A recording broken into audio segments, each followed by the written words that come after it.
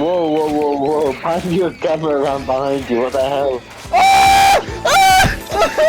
I shouldn't be here, and neither should this creature. But to show you why, let me go all the way back and tell you the story of one of the most pathetic creatures to have ever existed. The other day, I went back to a game that I haven't played in a long time, Spore. But to make it a little more interesting, I also made a choice that would completely change my creature's story. I decided to drink. A lot. And for reasons that I think will become obvious, I also wasn't alone. My friend Lordgatkin came along for the ride. My name is Joester, and this is the story of how I drunkenly took the worst creature further through evolution than I ever could have imagined. Please enjoy.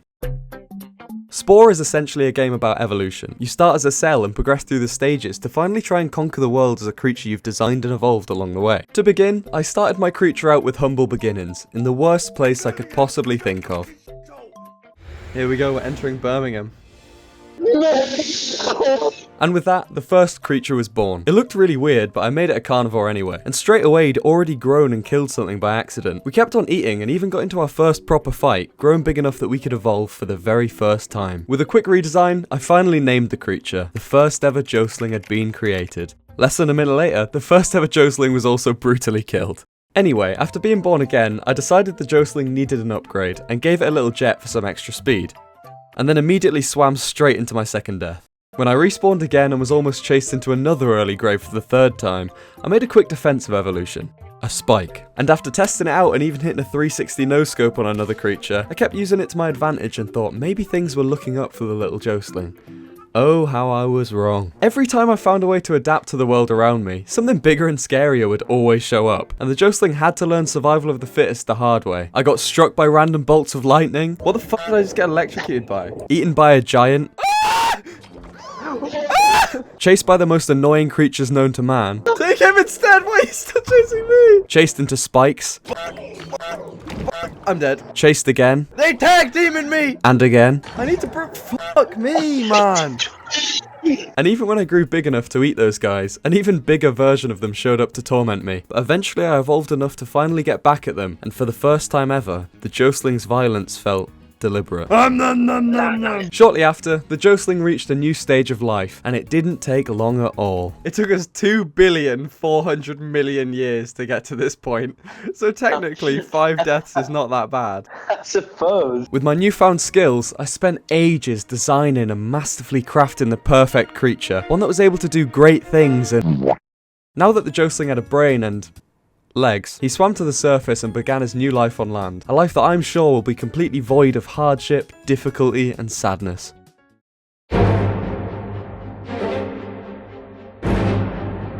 Upon arriving in his new home with some friends, the Jostling set off to meet the locals, while still learning to walk on 2 legs. Look at you.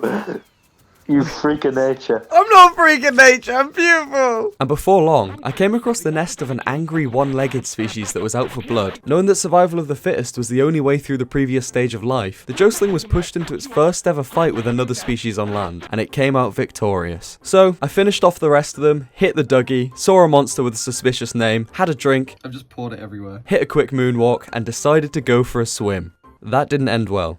When I hatched out of an egg and returned, I got the displeasure of looking at the most disgusting offspring ever. Ew, what the hell? Oh, ew. Look at you. I made my way over to another species that lived uncomfortably close to my nest, and the game offered me a choice: peace or violence. Determined to prove a point in my inebriated state, I chose for the Jostling to assert dominance and take out the potential future threat to its disgusting babies. And stop staring at me with them big old eyes. And it took them out with ease. He's running away!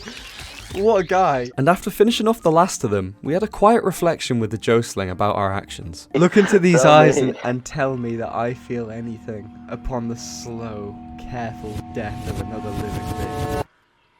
What the fuck? Ah! The Jostling clearly wasn't that bothered by moral philosophy, but to be fair, he was born yesterday. So I went to go reward him with a beautiful new smile. Look at that. England's best dentist. Now that it was beginning to understand life on land, our efforts had started to pay off, and after we tested out our new teeth on a nearby species, the Jostling's brain grew even bigger, but it also started to seem disturbingly conscious. When we came across a friendly slug species, even though I wanted to befriend them, the Jostling had its own thoughts about that. He's just a little fella, like I feel bad to kill him, so I feel like we should just... What the hell? They might have bought Look, he's land looking in at me the like, metaverse. no, kill them. He shook his head at me. He wants me to kill them. I'm sorry, little one. So I listened to what the Jostling wanted, taking out the rest of the species and watching as the last one got beamed up to the sky. His mate has just been fucking sent to the ether, what the hell? Slightly concerned about his choice to kill an innocent species, the next time we came across a nest I asked the Jostling whether we should kill them too, and after giving it some thought, maybe he started to regret his actions. Tell me if he has mercy. Look me in my eyes, tell me should we kill that man? No, okay, we shouldn't kill him, okay. And like some sort of divine punishment for being kind, the Jostling then came across the most dangerous species yet, the tumor. A species that would be the bane of my existence for the next couple hours, and even trying to befriend them would lead to certain death. Should we try to be friends with them? Oh, you can't be friends with them because they're so angry. Run! No! We had to get stronger, and that meant making a couple changes and getting another Jostling as a pack member to fight alongside us. My new pack set out to try and get more powerful by any means necessary, taking out a nearby species and even befriending another to try and get some allies on our side. There's nothing malicious about this little face. Look, he can't even look me in the eye when I say that. He does not believe in you whatsoever. I'm sorry. Although it did take a bit of effort, since our last interaction with a pit flunk wasn't exactly the nicest. With a newfound confidence in my Jostling pack, I found a species that ran past my nest when I was being reborn the last time, and they were not happy. Before I even had a chance to ask the Jostling what to do, they jumped me, and their surprise attack managed to finish me off. If that wasn't bad enough, when I respawned I came back to an almost empty nest, since the rest of the Jostlings migrated to a new area whilst I was still an egg. With just me and my one other pack member remaining, we set out to find the new nest, but stopped almost straight away. The creatures that killed us just before were there, in the nest of another species that looked exactly like me. I knew what I had to do.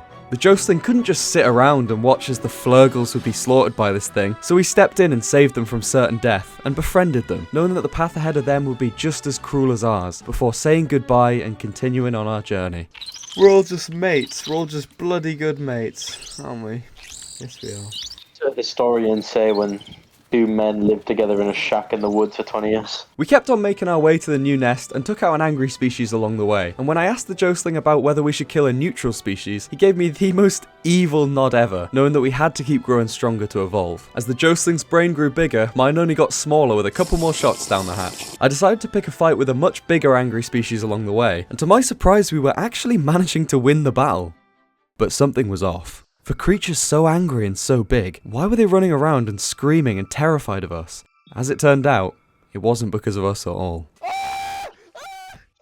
With that, our journey to the new nest was put to an end, and we had to try again. We still just weren't strong enough. I found the suspiciously named creatures from earlier and picked a fight with them. Horn monster! That was not a sober choice. Needless to say, my pack member was killed, and guess who came to finish me off when I tried to escape? None other than the tumor from earlier. These fuckers! I'm gonna come back and obliterate them, I swear to God. I had had enough. By this point, I'd stopped reacting to the Jostling's death. I had to simply plan around it. When I respawned, I got my pack member back and even conscripted a pit flunk to help me take them down. It didn't work, but there was some progress made. I took one of them down with me. So, I came back again. This time, we took down two of them before going down fighting valiantly. And then for the final time ever, we respawned again and set out to finish the tumors for good. And finally, we did it. After losing 6 Jostlings and 2 pit flunks to these guys, the game had once again shown the Jostlings that instead of running from the danger, I had to get rid of it. I had to get stronger, and that meant losing a couple Jostlings along the way. With a couple more deaths and some battles won, I was fighting for my life in a world full of creatures more powerful than me, until I finally managed to evolve by killing one of the suspiciously named creatures. My pack now had room for 3 creatures, but I still hadn't reached my new nest to get them. With my new level of brain power, I chased one of the horn monsters into the water and got killed again. By that point, I'd had so much to drink I'd completely forgotten about the sea monster and just presumed it would get him before it got me, but I was wrong. He swam out to further than I did. And he's been killed.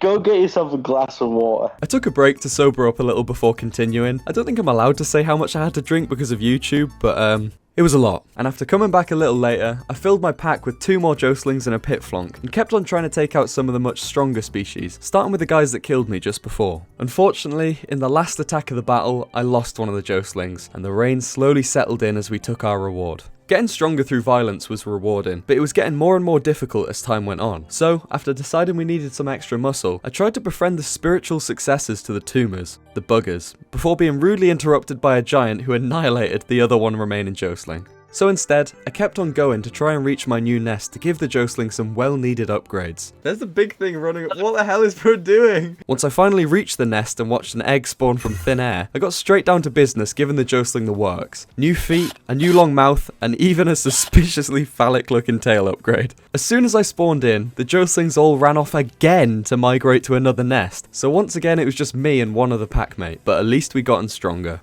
Where's the rest of the Jostlings? Why are they all just f***ing gone all the time? I tested out the new upgrades on a nearby species and we absolutely decimated them. But since there was only 2 of us, I went back to try and befriend the buggers, but quickly found out why they got that name, and we failed. Since they wouldn't cooperate with us, I conscripted a nearby duck species to help us defeat them instead. But after we killed a few of them, we were chased away, and they even killed the only other remaining Jostling. I came up with a new plan, so I went to try and lead the giant towards their nest to take them out, but my duck friend got distracted and started attacking another creature, and got murked straight away. So I just headed to the new nest on my own instead. Don't mind me, guys. Don't mind me. Holy f***, they have bigger problems to worry about. Once I reached the new nest, the other Jostlings didn't all run away this time, so I finally managed to get a full pack of Jostlings on my side, and added a much needed addition to them. After seeing that a nearby species was already aggressive towards us, the Jostlings decided enough is enough, and they chose not to let other species treat them badly anymore. We didn't need to keep letting our packmates die, and before long, the Jostlings' brain grew even bigger, and they became even stronger. But they didn't stop there. The Jostling had had a taste of power, and it wanted more. So, they began taking out any and every aggressive species to give the weaker guys a chance. It started with one, then another, and another, and another, until the Jostling had finally finished off all of the aggressive species nearby, except for one. Fueled by the confidence of their newfound success, the Jostlings set out to complete an impossible task, taking out a giant. As soon as we started the fight, there were losses left, right and centre, and before long we'd all been wiped out straight away. But they weren't giving up that easily. I respawned, recruited 3 more pack members and headed straight over to try again, and this time, we gave it a run for its money. The giant had got stuck on a tree and couldn't attack us properly, and so with the entire pack attacking it at once, slowly but surely we chipped away at its health, and that dream had started to become a reality. Right as we thought we had him cornered though, he broke free from being stuck, and focused his attention directly on me. I continued running him in circles to keep him distracted whilst my pack did the damage, but after a while, the dream was shattered. The giant had realised he couldn't get me, and so turned to my pack members and started just taking them out one by one, until finally I was the only one remaining, and got taken out too. But then, a miracle happened. I respawned and the giant was right there, but he hadn't even managed to heal back his health and was still at 30%. I didn't have time to get another Jostling in my pack, and I wasn't risking him healing again. The giant was low, and it was down to me to defeat him, so I did what I had to do.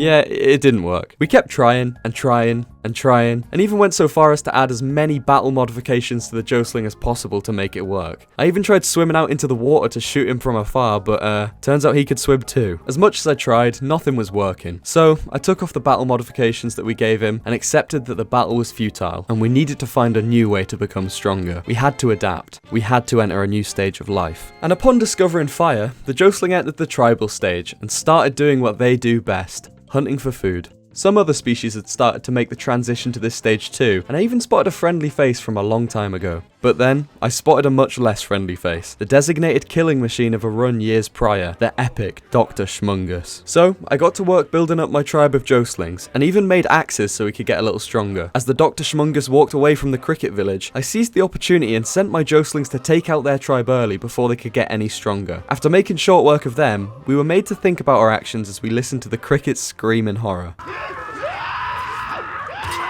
The screaming, Jesus Christ, the horrors. I don't feel good about that.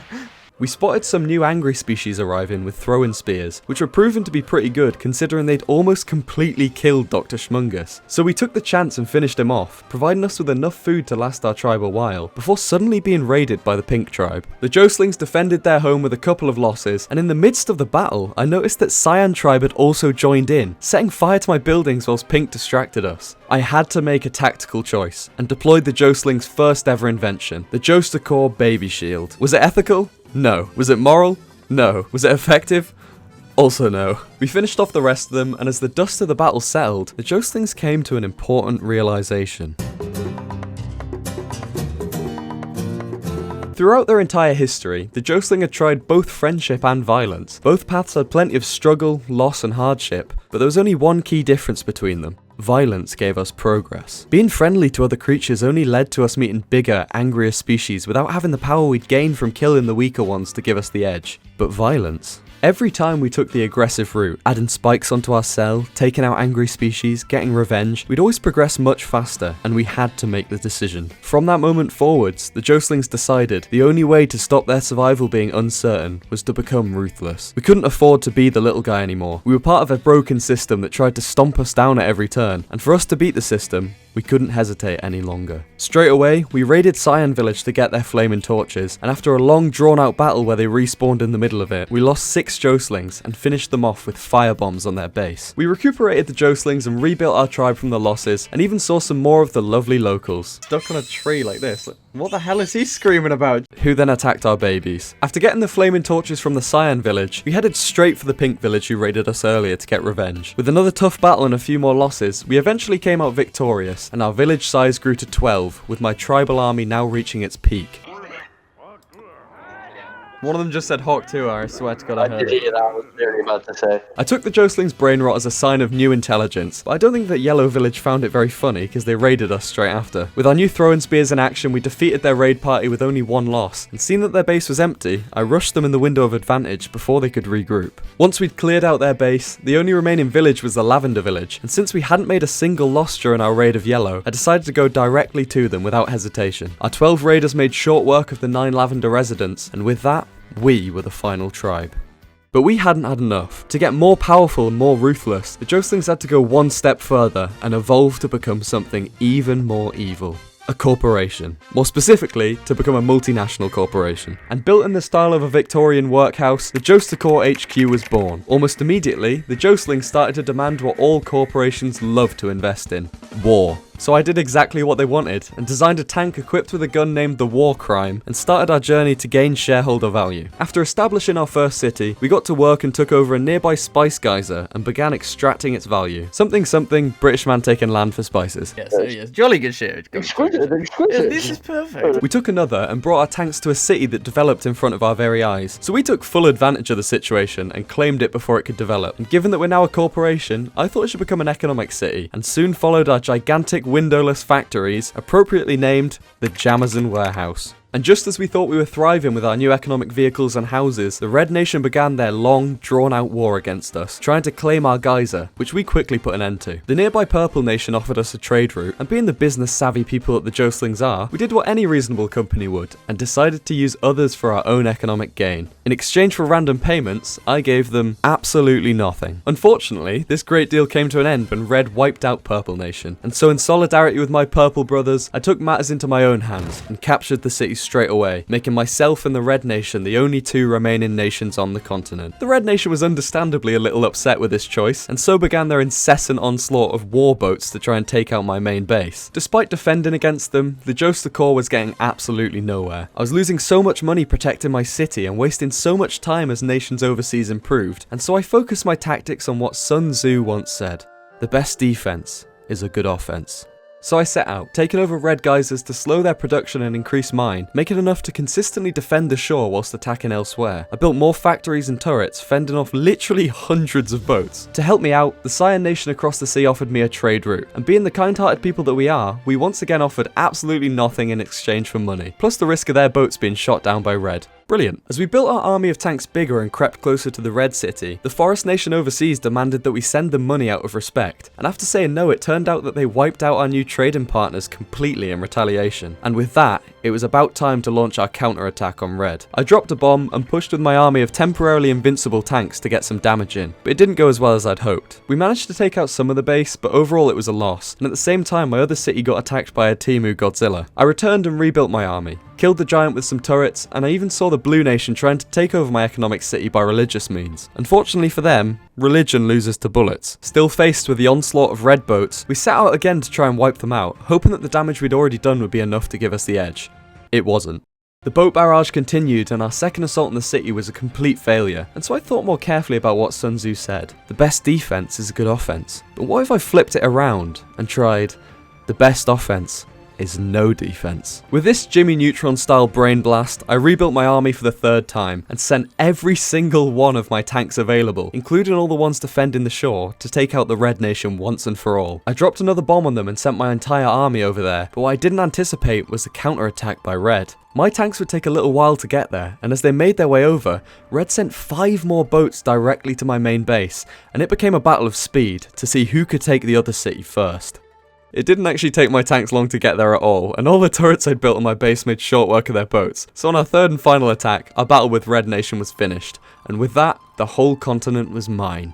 Shortly after this, we discovered planes, and after designing what looked like a flying fish, the Blue Nation and Forest Nation both sent me a message. They both told us that the world must unite around one true faith, and that we will learn the truth. Along with my inebriated self, the Joestlings realized something. Our corporation was never about money, it was about world domination. Power. Trade routes were our biggest weakness and were forcibly destroyed as soon as they were established, and so we both realised that there was only one way to get peace for the planet of Birmingham. And so I got to work, disbanded the useless economic vehicles and prepared for something major. We tested out our new planes, seeing how insanely powerful they are, and before long, I'd replaced every single tank in my army with them, and came up with a new strategy to take over the world. I'm gonna save up, so I can drop both these bombs and have all my planes go at the same time and just see what happens. I launched a missile at the first of the blue cities and sent my massive army of planes over to wipe it out, and that was the moment that everything changed, where the Joestlings realised that nothing could stop them now. With an ICBM.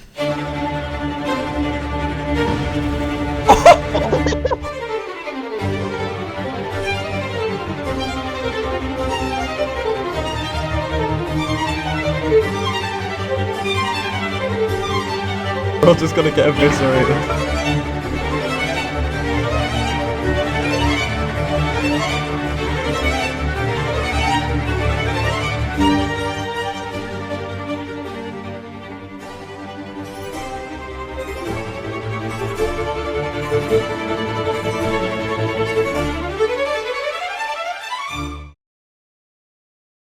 With the world conquered and everything at their disposal, the Joestlings took one last look at their home and designed a spaceship to fly them into the sunset, leaving the planet of Birmingham for good, never to return. And for me, there was only one thing left to do. A 4,000-word essay due on Monday morning. My name is Joester, and that pretty much wraps up the story of how I drunkenly led the most pathetic creature alive to world domination. If you did enjoy, please consider leaving a like and subscribe to become a Joestling. See ya.